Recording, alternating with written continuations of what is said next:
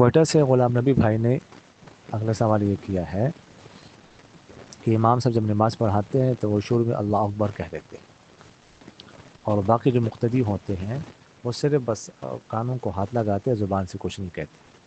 تو کیا یہ صحیح ہے اور ان کو زبان سے خود کہنا ضروری ہے، یا امام کا جو کہا ہوا ہے وہ کافی؟ دیکھیے گا، تکبیر تحریمہ زبان سے ہر بندے کا ادا کرنا ضروری ہے. صرف کانوں کو ہاتھ لگانا یہ کافی نہیں ہے. اگر کوئی شخص کانوں کو ہاتھ لگاتا ہے اور زبان سے اللہ اکبر نہیں کہتا، اس کی تکبیر تحریمہ نہیں ہوئی، اس کی نماز شروع نہیں ہوئی، اس کی نماز نہیں ہوگی. وہ اٹھک بیٹھک تو کرے گا، رکوع سجدہ تو کر رہا ہے امام کے ساتھ، لیکن وہ نماز میں شامل ہی نہیں ہے، وہ نماز سے باہر کر رہا ہے اٹھک بیٹھک. سلام پھیر دے گا، نماز ہوئی نہیں، اور چونکہ نماز اس کی شروع نہیں ہوئی تو نماز کیسے وہ صحیح ہوگی اس کی؟